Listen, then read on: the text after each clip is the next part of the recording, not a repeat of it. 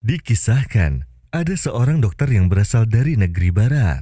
Ia menguasai bahasa Arab. Ia menjadi anggota dalam kristenisasi dan telah tiba ke negeri Arab dalam rangka kristenisasi warga-warga di sana. Ia membawa program asosiasi negara dalam rangka memerangi kebutaan. Dokter ini sangat pintar. Ia memberitahu ketiga temannya agar mendatangi orang-orang awam dan orang yang buta terlebih dahulu, karena mereka akan lebih mudah terperangkap. Setelah itu, barulah mereka mendatangi orang-orang cerdik dan cendekiawan.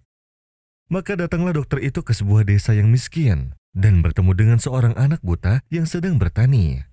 Kemudian ia mengetahui bahwa si anak telah menghafal beberapa juz Al-Quran, sampai akhirnya menyelesaikan 30 juz.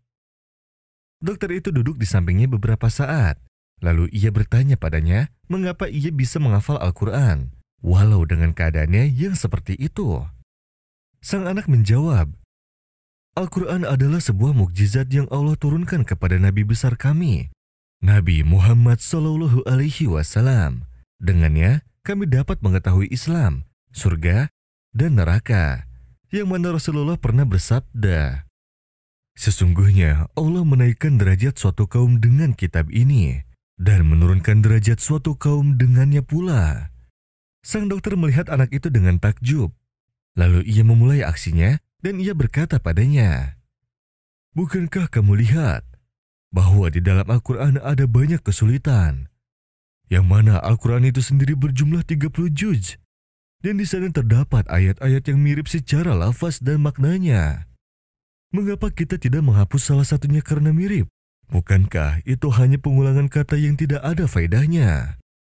Setelah kita menghapusnya, kita akan mendapati bahwa Al-Quran ini sangat ringan, juznya berkurang, dan untuk murojaahnya pun menjadi lebih mudah, hingga seluruh umat muslim dapat menghafalnya. Setelah si dokter selesai dari pembicaraannya, sang anak pun berkata, wow, perkataanmu bagus sekali. Dan itu sebuah ide yang bagus. Si dokter pun sangat senang mendengarnya.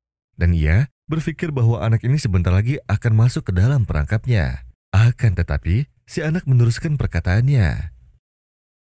Tetapi, aku punya satu masalah kecil di sini. Bukankah dalam tubuhmu juga ada sesuatu yang mirip, bahkan sama, yang mungkin jika kita menghilangkannya, mungkin akan meringankan kita. Seperti 2 tangan, 2 kaki, 2 telinga, 2 mata, 2 ginjal, dan 2 paru-paru? Mengapa engkau tidak memotong salah satunya, agar tubuhmu terasa lebih ringan? Bahkan itu akan membuatmu tidak perlu makan yang banyak, karena setiap anggota tubuh memerlukan gizi, bukan? Sang dokter pun terkejut juga terkesima akan jawaban si anak.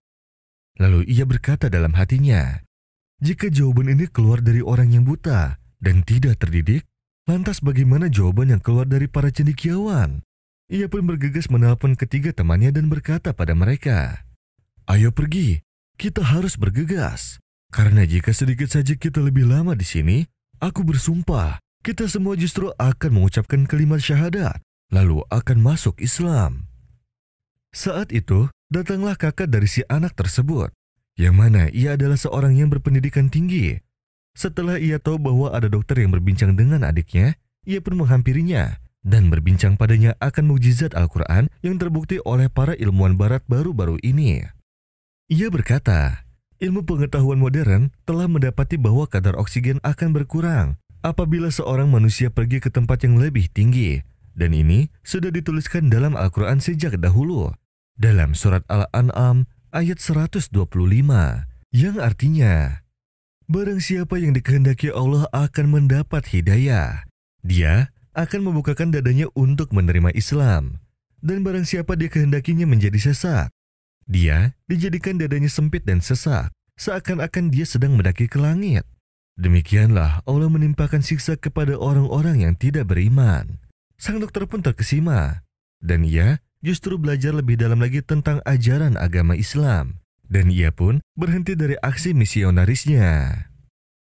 فَمَنْ يُرِدِ اللَّهُ أَنْ يَهْدِيَهُ يَشْرَحْ صَدْرَهُ لِلْإِسْلَامِ ومن يرد أن يضله يجعل صدره ضيقا حرجا كأنما يصعد في السماء كذلك يجعل الله الرجس على الذين لا يؤمنون وهذا صراط ربك مستقيما قد فصلنا الآيات لقوم يذكرون لهم دار السلام عند ربهم وهو وليهم بما كانوا يعملون